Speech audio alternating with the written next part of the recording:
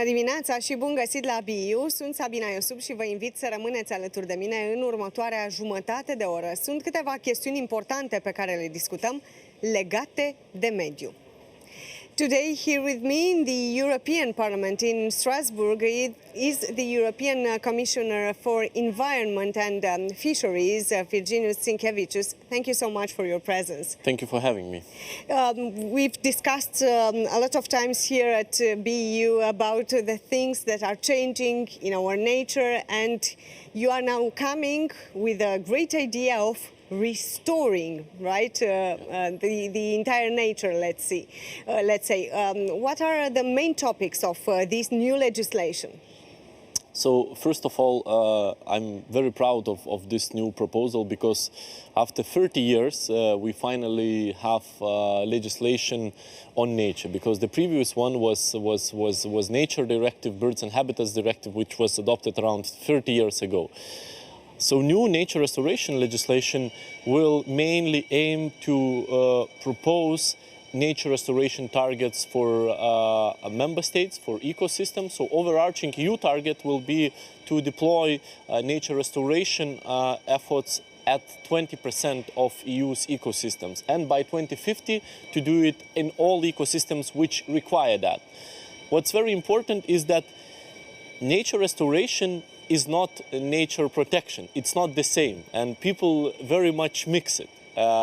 So there is no obligation, for example, on restored areas to make it a protected areas. That's not banned, of course, but that's not an obligation. What's most important is, of course, to ensure that after nature restoration efforts are deployed, that habitats are brought to a good or positive status, which at the moment we have a very much declining status of our ecosystems. Around 80% actually we find in poor or bad quality, and of course these efforts is required. But that's not a nature protection where economic activities wouldn't be allowed or so on. On contrary, we will try to actually propose that coexistence in this legislation. And what we will see in the near future here at the European level, at the Commission level, and also in the member states? So, of course, we need to finalize the co-legislation process, which is always a not an easy task, but I'm quite positive. And the stakeholders in Parliament, in Council, they've met it very positively. And I think we can swiftly advance. When the legislation is fully adopted, then member states will have 2 years to propose their own nature restoration plans, national ones. So, of course, that's very important of the principle of subsidiarity, allowing member states to draft their own plans. Commission will be revising then those plans, ensuring that there is ecosystems prioritized and given attention those who are in biggest need. Of course, consulting with member states, ensuring that there is funding for implementation of the projects and so on. And then after those 2 years, so we, of course, will be monitoring the implementation of the plans at the member states level. We will see a restored nature, let's say, in which period of time? So what's actually the goal? So first of all, you know, the first, let's say, interim goal is 2030. 20% to be deployed in 2030. And I think what's very important when I think you very well expressed, to see it. So to see it, we not only, let's say, deploy those targets on ecosystems such as forests, peatlands, wetlands, and etc., but also in the cities. So urban greening is also among the targets, one of the most important ones, to ensure that there is a 5% increase of green spaces in EU cities, and also 10% of green canopy cover around the EU cities. So we very much emphasize the importance of bringing back nature to the cities. I think the citizens very much saw it with the COVID-19, with the lockdown measures and etc., that cities really lack those green spaces. I'm happy that many municipalities already doing that, and that will be one of our goals, where I think we'll be closest to our citizens, and then they will be able to see this change with their own eyes. Let's explain a little bit, what have you seen during your visits? I've seen that you actually did a lot of work on the field. You've covered, I think, most of the countries, most of the problems. What was of huge impact, of big impact, let's not say huge, of what you've seen? So, we are in the middle of the mandate, and clearly, visiting member states, you see big differences. Of course, there are different ecosystems, different geographical conditions, and etc.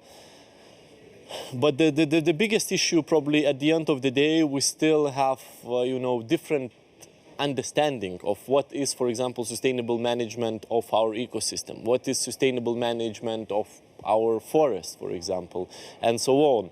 I really value member states' efforts, but I think at the end of the day we can agree at least on common monitoring and common milestones to be achieved. Now, of course, we're entering in a very difficult period.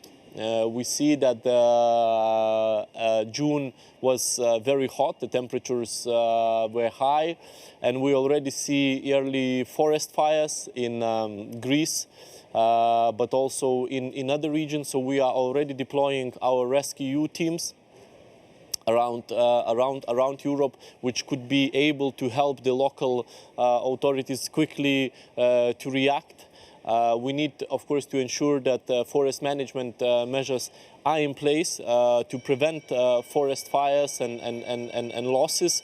But I see that it will be a difficult summer. We just recently saw a big tragedy in Italy, which cost even human lives, where the glacier melted, and that caused an avalanche. So it seems like it's going to be a very, very hot summer, which will inevitably lead to a big challenges which we need to address beforehand. And of course, this is where a lot of efforts of my team are now being deployed. What is the biggest problem in the EU, of course, regarding the environment?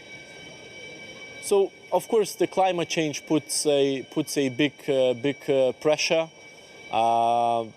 That's probably by far number one issue. If you look then to other issues, we still have intensive agricultural activities. We still have big pressure from the pollution from different sources. Which of course then leads to degradation of nature, which leads to high level of pollutions, air quality of course decline, water pollution, and etc. Which at the end of the day, all our efforts is not only for sort of nature, even so it sounds a lot, this narrative around nature, but it's actually for people.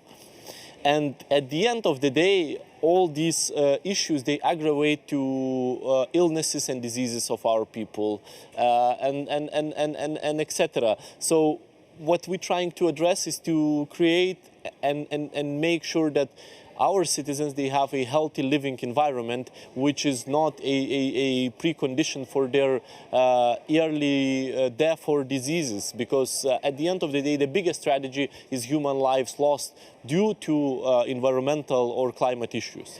Which of the things that you've mentioned is the most difficult to be tackled? You'll say all. And I might agree, because there are a lot of huge problems. They're all interpinned and interconnected, and they are all very complicated. There is no single solution to neither pollution or biodiversity loss or climate change and so on. And the thing is that they have influence one onto another. So you have to address it all in a horizontal matter. I think that's the most complicated issue. This is not the sort of issues where you allocate a budget line and you can successfully deal with it, because if you continue to pollute from transport, agriculture, or energy or industrial sources, your budget line allocated for nature restoration is not going to make an impact which it could, and you can find yourself in the same square one from which you started a few years ago, or even in the worst position. So it's extremely important to get out of the silos and really address the issues in a horizontal matter. That's why we have the European Green Deal. That's why it's a horizontal area, and we will try to, as much as possible, in the second half of the mandate, to keep on advancing the European Green Deal, because in the context of climate change, in the context of which we started this mandate, it was relevant. Then we had a COVID, but the Green Deal proved its relevance. And now we have war in Ukraine, which again the Green Deal proves its relevance, because very much issues that are causing us troubles and then difficult political decisions are connected to our dependencies on fossil fuels, especially coming from Russia. What about the targets due to the war in Ukraine? Are there still to be met, or should we shift them according to the new situation? You know, that probably would be the worst, to put the targets away or postpone them, because this means basically that while running marathon you just cut a corner of 20 kilometers or so, or you even rest, and which then in the end will mean that you haven't achieved your result. So I think what's extremely important is not to cut the corners, but to use this crisis as an opportunity to actually even fast forward our transition, especially as regards the energy. Because we see that energy security is a big issue. Russia is constantly threatening or actually imposing. We have now 12 member states who are either not receiving gas from Russia or receiving it on minimal volumes.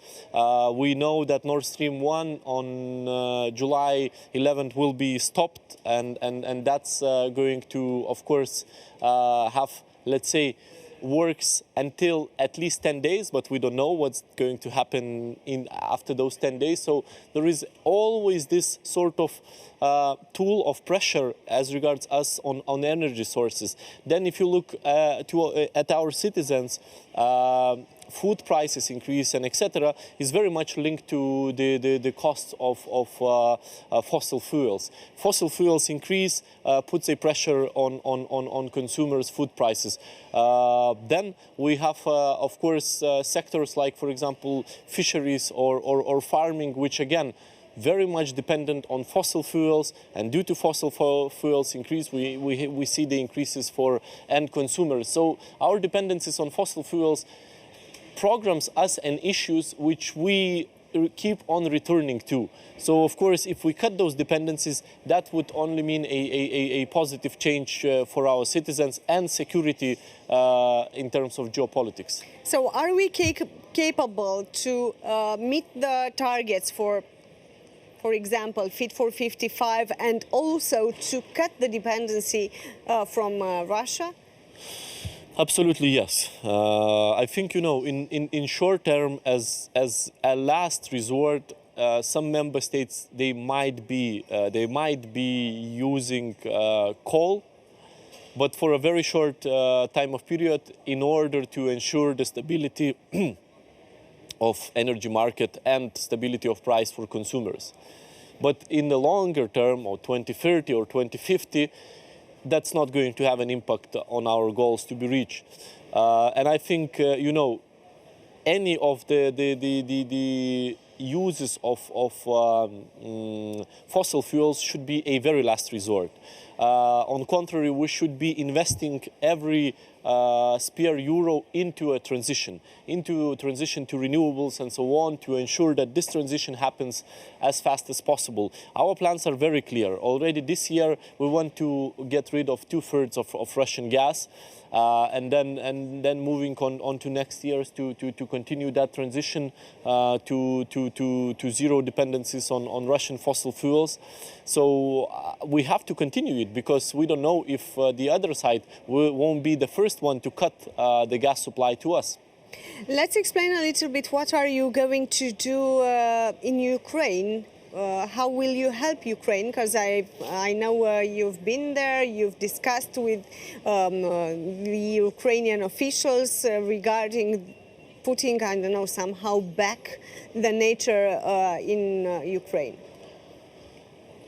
So I just recently visited Ukraine. Again, yes, very uneasy visit, but it was joyful in sense that that day Ukraine got a positive news from Council, receiving the candidate status, and secondly, of course, we signed and Ukraine become only second non-EU country after Iceland to become a part of LIFE program, which will allow then Ukraine to use funds from the LIFE program as regards the nature restoration, as regards the nature protection, and so on. The situation in Ukraine is, of course, every day is getting worse, and the war is still ongoing, and the toll of human lives is just increasing. Infrastructure is destroyed, housing is destroyed, and of course lives of people are destroyed. But on top of that, we also see the programming of natural disasters.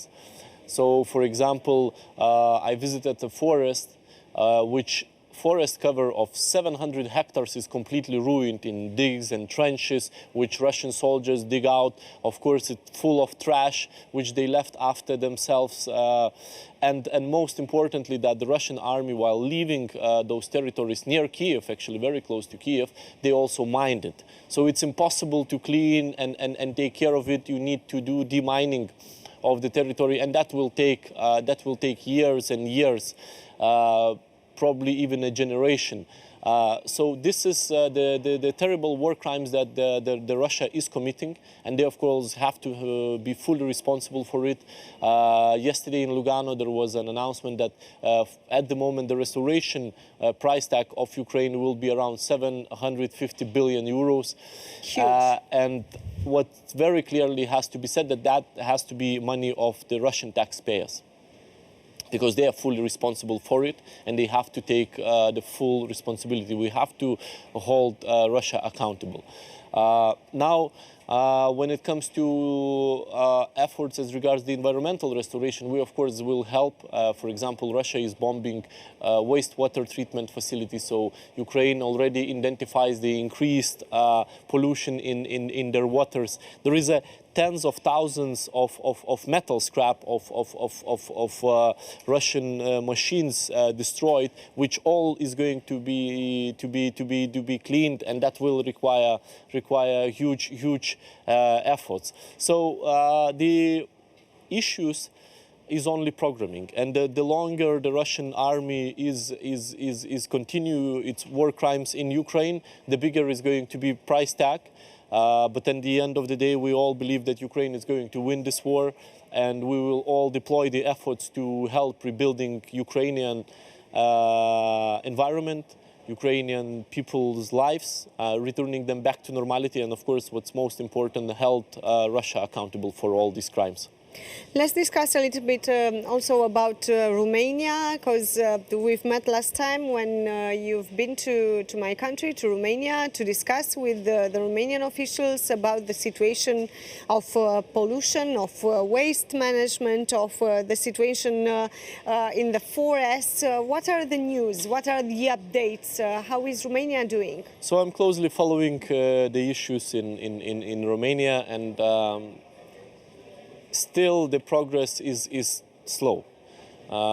Still, there are space for improvement, and as I said during my visit to Romania, Minister of Environment, he needs support from other ministries, from the governmental level, in order to really do a swift progress. Even yesterday, I had meetings with members of the parliament who are still complaining about logging ongoing in Carpathian region and so on. And of course, Commission will be looking at it and checking if those reports are true and so on. So I cannot say that the progress wasn't done from the very beginning when we started to work with Romania. Yes, some progress has been achieved. Unfortunately, it's still too slow. I know that there is infringement in some areas in Romania. Are we in danger of going to court, or is still time to do something in my country? The time is short. I can only say that the time is short, and there is a high chances of Commission, of course, referring to court if sufficient progress is not made. Do the Romanian officials understand that? No, of course. I think we multiple times talked about it, and even during my visit and during different meetings with the ministers. So I'm pretty sure they are very well aware of the situation and seriousness of the situation. Commissioner, what's the message for those who are watching you in the end of our discussion? Message is probably very simple. At the moment, we are really experiencing a very tough times as regards our economies. We see how heavily war in Ukraine is impacting our economies. But I think for all the tough times, there were great and best solutions actually in Europe.